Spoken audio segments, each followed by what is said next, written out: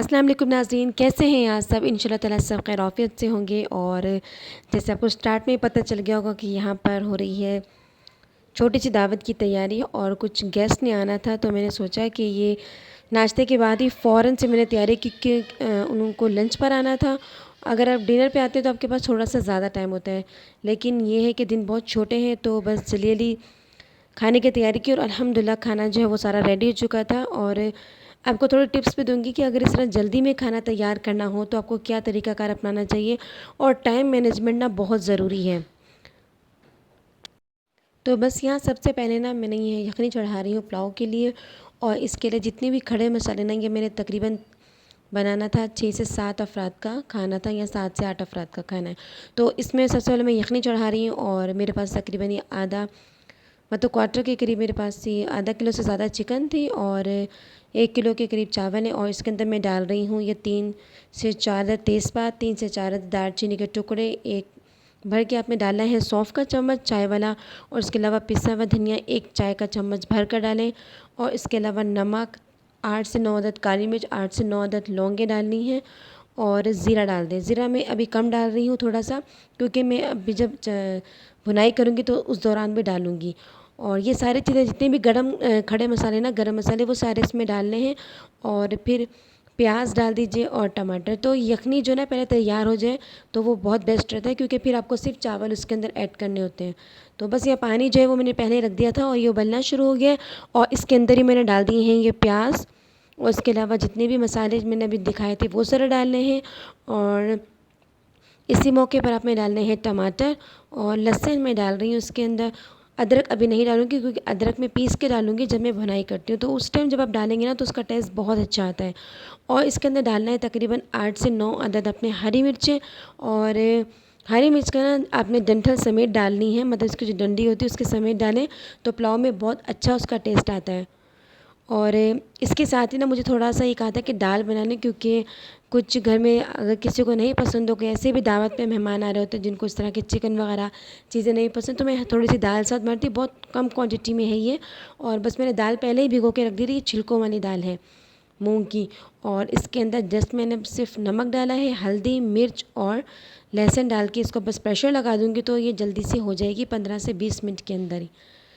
तो दावत के अंदर मैं आपको ये बता रही थी कि जब भी कोई मैनेजमेंट आपने इस तरह करनी हो दावत की, बहुत कम टाइम हो, तो पहले आप ना एक टाइम फ्रेम रखें कि आप कितने टाइम फ्रेम के अंदर वो काम कर लेंगे, और कौन कौन से काम पहले कर लें ताकि आपको मुश्किल ना हो। जैसे मैंने सालन जो है वो पहले बना लिया, और इसके बाद यखनी बनाई थी, पुलाव बनाया, और फिर उसके बाद जो मिक्सिंग की जो चीज़ है ना, जिसमें कुकिंग का काम नहीं है, वो मैं सबसे लास्ट में बनाऊँगी। क्योंकि जब तक खाना वगैरह पक रहा होता है, बर्नर आपके बिज़ी होते हैं, तो आप जब तक उसका काम कर लीजिए। तो यखनी मेरी तैयार हो चुकी है, उसमें मैंने बिल्कुल लास्ट के 5 मिनट पहले ही जो चिकन डाला था, और बस 5 मिनट उबलने के बाद उसको उतार लिया था। और अब मैं यहाँ पर बना रही हूँ मीठा, और ये कस्टर्ड सेवइयाँ ये बहुत मज़े की बनी है, और ये कल बहुत अच्छी बनी थी माशाल्लाह से। तो यहाँ पर ना बस मैंने सेवइयों को लेके थोड़ा सा असली घी में, बहुत थोड़ा सा कम ऑयल लिया था। असली घी है या वो ले लीजिए, ऑयल में भी कर सकते हैं, तो वो डाल के सेवइयों को, तो बस इसको हल्का सा भून लीजिए आप। उससे ना टेस्ट बहुत अच्छा आता है, और उस दिन बनी भी बहुत अच्छी थी, सबको बहुत पसंद आई। और यहाँ पर ये तकरीबन मेरे पास 1 लीटर दूध है, और इसके अंदर मैं डाली है 4 से 5 अदद छोटी इलायची, क्योंकि जब दूध को बॉयल आने लग जाए फिर आप में डालना है, तो उसका टेस्ट बहुत अच्छा आता है। और इसके साथ ही अपने टेस्ट के अकॉर्डिंग आप इसमें डाल दीजिए चीनी। मैं थोड़ी सी कम रख रही हूँ, क्योंकि अगर घर में शुगर पेशेंट हैं या अगर ज़्यादा नहीं खाते, तो उसके मतलब हिसाब से आपने रखना है ये। और बस ये दूध पकने लग गया, इसमें अब अच्छे तरीके से छोटी इलायची का जायका जो पकने के बाद आना शुरू हो गया, और इसके साथ ही मैंने चीनी इसमें डाल दी थी। तो और दूध जो हल्का हल्का सा गाढ़ा होना शुरू हो गया। तो अब मैं यहाँ पर आपको एक टिप दूँ कि ये देखें, या आपने आधा कप से कम गिलास से कम दूध लेना है, और उसके अंदर अपने सिर्फ 2 चम्मच, ज़्यादा भर के नहीं डाले मैंने, ये देखें टेबल स्पून है लेकिन भर के नहीं है ज़्यादा। ये आपने कोई भी कस्टर्ड ले लीजिए, मैं हल्का सा येलो कलर का ले रही हूँ, मतलब वनीला वाला, तो उसका टेस्ट बहुत अच्छा आता है। और उसका कलर जो है ना, इसका कस्टर्ड सेवइयों का बहुत ही प्यारा लाइट सा आता है येलो कलर का, वो बहुत अच्छा लगता है। तो यहाँ पर दूध पकने लग गया, और इसके अंदर अब आप में डाल देंगे जब दूध थोड़ा सा गाढ़ा हो जाए, ये जो सेवइयाँ मैंने भून के रखी थी वो डाल दूँगी। और इसके साथ ही जो कस्टर्ड डाला था, जो कस्टर्ड बना है वो हल्का हल्का सा आप डालते रहिए और इसको कंटिन्यूसली बीट करते रहिए ताकि इसके लम्प्स वगैरह नहीं बने और ये मज़ेदार सा तैयार हो जाएगा। और गार्निशिंग के लिए आप इसके अंदर ड्राई फ्रूट्स भी डाल सकते हैं ऊपर से। मैंने थोड़ी सी क्रीम डाली थी, इसके मेरे पास क्रीम मौजूद थी। ये कोई हार्ड एंड फास्ट रूल नहीं है, आप कुछ भी इसके अंदर ऐड कर सकते हैं। तो मैं आपसे ये बात कर रही थी कि किसी भी काम का ना टाइम फ्रेम होना चाहिए। आप कोई भी मेहमान आ रहे हैं तो आप पहले पूछ सकते हैं कि आप किस टाइम पर आ रहे हैं या क्या टाइम होगा। उससे यह आसानी रहती है कि आपका ना टाइम, आपको एक ज़िम्मेदारी होती है, एक बहुत बड़ी रिस्पॉन्सिबिलिटी होती है कि मेहमानों के आने से पहले सारे काम जो हैं वो अपने टाइम पर हो जाएं। और स्पेशली बर्तन वगैरह भी अगर आप सेट कर लें तो उससे भी बहुत आसानी रहती है। बाकी इंसान है, देर सवेर हो जाती है तो इसी को टेंशन की बात नहीं है, लेकिन मुझे इस चीज़ की टेंशन होती है कि काम जो है वो टाइम पर सारा हो जाए। और अल्हम्दुलिल्लाह हो भी गया था सारा। तो यहाँ पर बस ये देखें, ये माशाल्लाह से गाढ़ी हो गई और तैयार हो गई।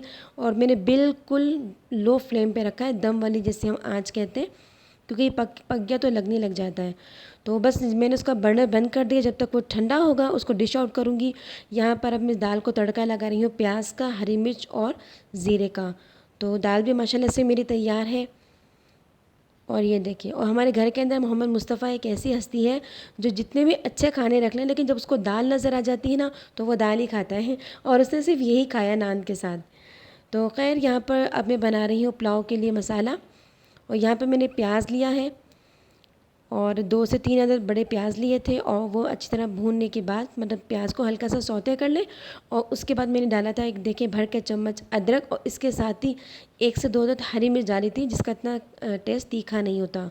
और उसके साथ ही थोड़ी सी काली मिर्च भी उसके अंदर डाल के उसको ताज़ा भी पीस लिया था। तो काली मिर्च का टेस्ट भी ना पुलाव के अंदर बहुत अच्छा आता है, आप ट्राई करके देखिएगा।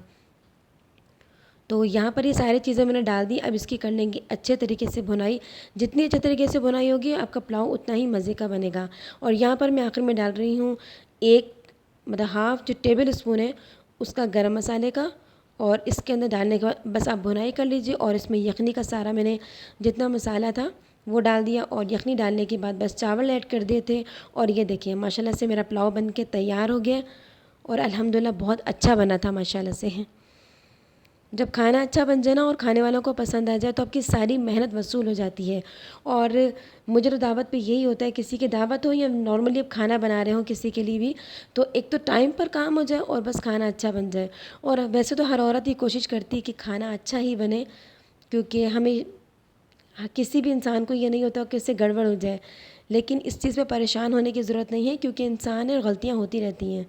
तो यहाँ पर बस मैंने ये अब रशियन सैलेड के लिए पानी के अंदर थोड़ा सा ऑयल डाला और उसमें मैंने मैक्रोनी डाल दी थी। और यहाँ पर अब मैं बना रही हूँ रशियन सैलेड, और ये भी तकरीबन 7 से 8 अफराद के लिए है। इसके अंदर मैं 2 क्रीम के पैकेट डालें, आप किसी भी कंपनी के ले लीजिए जो आपको पसंद हो। इसके साथ ही मैंने डाला है ये तो तकरीबन आधा कप मेयोनीज़ का। अगर आपके पास टाइम है ज़्यादा तो आप साबुत भी ले सकते हैं चीनी जो उसमें ऐड करनी है, या अगर आपके पास टाइम नहीं है तो चीनी को और जो काली मिर्च है दोनों को इकट्ठे अच्छे तरीके से ग्राइंड कर लीजिए, बिल्कुल पाउडर फॉर्म में, फिर डाल दीजिए। तो मेरे पास अभी टाइम था थोड़ा, तो इसलिए मैंने ये देखिए, पहले काली मिर्च, ये तो मेरे पास पिसी हुई है, लेकिन चीनी जो है ना वो मैंने बिल्कुल पीस कर ग्राइंड करके नहीं डाली, ये देखें, क्योंकि इस बार ना चीनी इतनी ज़्यादा मोटी आई भी नहीं, इसके दाने इतने मोटे नहीं थे। तो वो डाल दी है और इसको अच्छी तरीके से मिक्स कर लेंगे। और इसमें शामिल करेंगे थोड़ा सा नमक। और बनने के बाद आप टेस्ट चेक कर लीजिए, किसी को थोड़ा सा मिठास वाला पसंद होता है, किसी को इसके अंदर थोड़ी सी काली मिर्च का टेस्ट पसंद होता है, मुझे हल्का सा मिठास वाला पसंद है। तो बस ये अच्छे तरीके से मैंने मिक्स कर लिए। और इसके अंदर अब मैं शामिल करूँगी जो भी आपके पास फ्रूट्स हैं। और लाजमी नहीं कि फ्रूट कॉकटेल का कोई डब्बा ही मंगवाएं, ये घर के अंदर भी बहुत मज़ेदार सा बन जाता है। और अब इसके अंदर मैं डालूँगी, देखिए, जो मैक्रोनी बॉयल हो गई थी वो इसमें ऐड की, तकरीबन 1 कप के करीब मेरे पास मैक्रोनी थी। और 2 अदद सेब, 3 से 4 अदद केले, और एक छोटा, बहुत छोटा सा फूल जो है वो बंद गोभी का लिया था। बंद गोभी ज़्यादा मत डालें, क्योंकि उसका फिर एक हल्की सी उसकी एक कड़वाहट सी आती है अगर आप ज़्यादा डाल देंगे। इसके अलावा आप इसके अंदर बादाम भी शामिल कर सकते हैं, और आप इसके अंदर चने भी शामिल कर सकते हैं। जो भी आपको पसंद है वो उसमें फ्रूट्स आप ऐड कर सकते हैं, लेकिन बेसिकली ये डाला जाता है और इसी से इसका बहुत अच्छा टेस्ट आता है। तो बस ये रशियन साड़ी भी माशाल्लाह से तैयार हो गया है। और इसके साथ साथ जो ना मैं बर्तन भी साथ साथ लगा रही थी, ताकि क्योंकि खाने का टाइम हो चुका था जब हमारे गेस्ट आए, तो बस उनके आते के साथ ही मैंने फ़ौरन ज़ोहर की नमाज़ पढ़ी उन लोगों ने और फिर खाना लगा दिया था। और इसके साथ ही ये देखिए यहाँ पर ये मैंने आलू बॉयल किए थे, क्योंकि मैंने थोड़े से दही फुल्कियाँ बनाई थी तो उसके लिए आलू बॉयल किए। और ये थोड़ा सा अब आलू के कटलेट्स बना रही हूँ, उसके अंदर मैंने थोड़ा सा डाला है ये प्याज, हरा धनिया, पुदीना, हरी मिर्च, इसके अलावा कुटी हुई लाल मिर्च, पिसी हुई हल्की सी लाल मिर्च, नमक, साबुत जो ज़ीरा होता है भुना कुटा ज़ीरा, और साबुत धनिया भुना कटा, वो दोनों डालकर ये सारी चीज़ें इसमें शामिल कर दी। और अब जो है ना इसको मैं मिक्स कर लूँगी और इसके कबाब बना लिए। तो ये देखिए माशाल्लाह से कबाब फ्राई हो गए और मेरा सारा खाना तैयार हो चुका है। ये मेरा मीठा भी कस्टर्ड फ्लेवर के अंदर, ये दही फुल्कियाँ और इसके अलावा रायता और सलाद सब कुछ माशाल्लाह से तैयार हो गया है। तो बस अब टेबल लगने की देर है, ये खाना रखती हूँ। तो अगर आज की डिशेज़ या आज का व्लॉग पसंद आए तो चैनल को सब्सक्राइब कीजिए, लाइक कीजिए और अब दीजिए इजाज़त। अल्लाह ताला आपको अपने हिफ्ज़ व अमान में रखे और इसी तरह हमारे दस्तरख़्वान सजाए रखे। अल्लाह हाफ़िज़।